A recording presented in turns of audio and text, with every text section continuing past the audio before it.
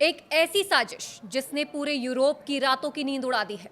Ukraine के मैदानी जंग से दूर अब जमीन के नीचे एक नया डेथ वारंट तैयार किया जा रहा है। खबर आ रही है कि रूस के राष्ट्रपति व्लादिमीर पुतिन ने यूरोप को दहलाने के लिए हमास मॉडल अपना लिया है। जी हां, वही सुरंग वाला जाल जिसने गाजा में इजराइल को सालों तक उलझाए रखा, अब वही जाल पोलैंड और बेलारूस की सीमाओं पर बिछाया जा रहा है। एक ब्रिटिश अखबार की रिपोर्ट के अनुसार बेलारूस और पोलैंड की सीमा पर रूसी सैनिक गुप्त सुरंगें खोद रहे हैं।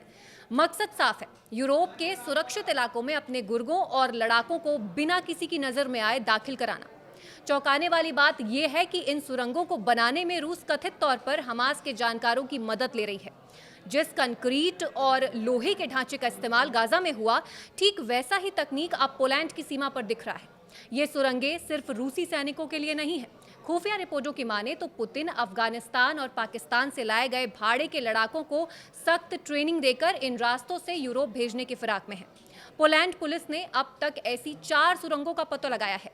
इनमें से एक सुरंग नार्वेका के पास मिली है, जो करीब 1.5 मीटर ऊंची है। ये इतनी बड़ी है कि एक इंसान झुककर आसानी से सीमा पार कर सकता है। पोलैंड के अधिकारियों का मानना है कि रूस इन सुरंगों के जरिए यूरोप को अस्त व्यस्त करना चाहता है, ताकि मुसीबत के समय पूरा महाद्वीप अंदरूनी हमलों से घिर जाए। ये सब तब हो रहा है जब यूरोप में इस बात पर बहस छिड़ी है कि क्या यूक्रेन की सीमा पर परमाणु हथियार तैनात किए जाने चाहिए। रूस इसी से बौखलाया हुआ है। जानकारों का कहना है कि अगर अमेरिका और यूक्रेन के बीच चल रही बातचीत विफल होती है, तो पुतिन इन सुरंगों के जरिए यूरोप के भीतर एक नया फ्रंट खोल देंगे। रूस ने अब तक इन दावों पर कोई आधिकारिक सफाई नहीं दी है, लेकिन पोलैंड की सीमा पर बढ़ती हलचल एक बड़े तूफान की आहट दे रहा है। तो क्या पुतिन का ये अंडरग्राउंड गेम यूरोप को घुटनों पर लेकर आएगा?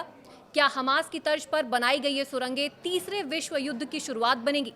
ये देखना अब बेहद अहम होगा।